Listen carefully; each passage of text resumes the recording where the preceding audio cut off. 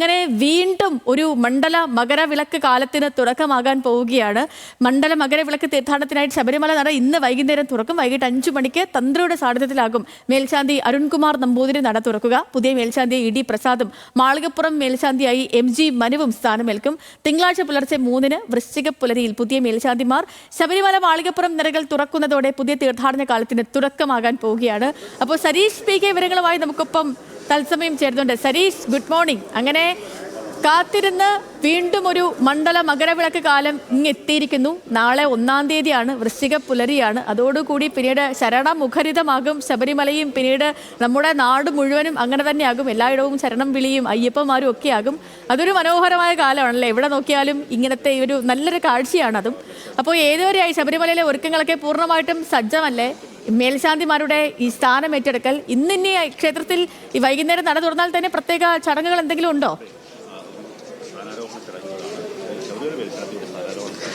ഉച്ച മുതലാണ് ഇങ്ങോട്ടേക്ക്, അതായത് പമ്പയിൽ നിന്നും ഭക്തരെ ഇങ്ങോട്ടേക്ക് കയറ്റിവിടുക. വൈകിട്ട് 5 മണിക്ക് ക്ഷേത്രനട തുറക്കും. എനിക്ക് പിന്നിൽ കാണുന്ന ഈ 18-ാം പടി, ആ 18-ാം പടി 5 മണിയോടെ തുറക്കും. പിന്നീട് മുകളിൽ സോപാനത്തിലും തന്ത്രിയുടെ സാന്നിധ്യത്തിൽ നിലവിലെ മേൽശാന്തി അരുൺകുമാർ നമ്പൂതിരി നട തുറന്നതിന് ശേഷം പ്രത്യേക പൂജകൾ ഇന്നുണ്ടാകില്ല. പക്ഷേ ഇന്നത്തെ ഏറ്റവും വിശേഷപ്പെട്ട ചടങ്ങ് എന്ന് പറയുന്നത് പുതിയ മേൽശാന്തിമാരുടെ സ്ഥാനമേൽക്കൽ ചടങ്ങാണ്. ആദ്യം ഈ സോപാനം വിളക്ക് തെളിയിക്കുന്നു. അതിനുശേഷം ആ സോപാനത്തിൽ നിന്നും നിലവിലെ മേൽശാന്തി തിരിയുമായി താഴെ എത്തുന്നു. അതിൽ താഴെയുള്ള ആഴിയിൽ അഗ്നി പകരുന്നു. അതിനുശേഷം വീണ്ടും തിരിച്ചു കയറിയതിന് തൊട്ടു പിന്നാലെയാണ് പുതിയ മേൽശാന്തി, അതായത് മാളികപ്പുറം മേൽശാന്തിയെയും ഒപ്പം തന്നെ ശബരിമല മേൽശാന്തിയും 18-ാം പടി കയറി മുകളിലേക്ക് എത്തുന്നത്.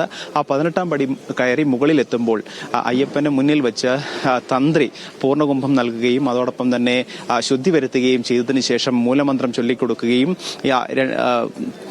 ശബരിമല മേൽശാന്തിയെ അകത്തേക്ക് കയറ്റുകയും ചെയ്യുന്നു. പിന്നീട് മാളികപ്പുറം മേൽശാന്തിയുടെ ചടങ്ങ് നടക്കുന്നത് മാളികപ്പുറം ക്ഷേത്രത്തിലാണ്.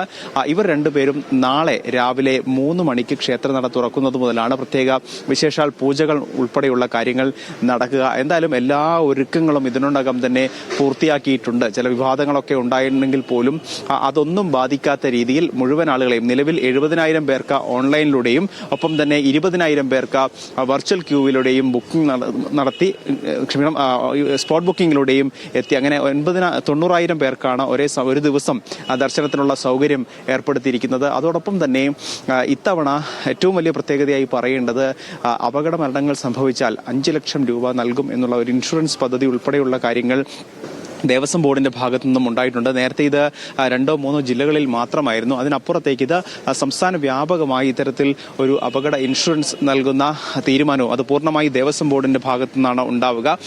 കാരണം നിരവധി ആളുകൾ ഭക്തർ ഇങ്ങോട്ടേക്ക് എത്തുകയും ഹൃദയാഘാതം ഉൾപ്പെടെയുള്ള കാര്യങ്ങൾ ഉണ്ടാവുകയും ഒക്കെ ചെയ്യുകയും മരണം സംഭവിക്കുകയും ഒക്കെ ചെയ്യുന്നുണ്ട്. സ്വാഭാവികമായും അത്തരത്തിലൊരു പ്രതിസന്ധി ഉണ്ടാകുമ്പോൾ ആ കുടുംബത്തിനെ സഹായിക്കുക എന്നൊരു ഉദ്ദേശത്തോടെയാണ് ദേവസ്വം ബോർഡ് ഇത്തരത്തിലൊരു തീരുമാനമെടുത്തത്. അത് നാളെ മുതൽ നടപ്പിലാക്കുകയാണ്. എന്തായാലും എല്ലാ ഒരുക്കങ്ങളും ഇതിനോടകം തന്നെ പൂർത്തിയാക്കിയിട്ടുണ്ട്. നിലവിൽ ആളുകൾ, അതായത് ഭക്തർ നിലവിൽ തന്നെ മറ്റ് സംസ്ഥാനങ്ങളിൽ നിന്നൊക്കെ പമ്പയിൽ എത്തി നിൽക്കുന്നുണ്ട്. അവരെല്ലാം തന്നെ ഉച്ചയോടെ ഇങ്ങോട്ടേക്ക് തിരിക്കും. കൃത്യം 5 മണിക്കാണ് ക്ഷേത്രനട തുറക്കുക.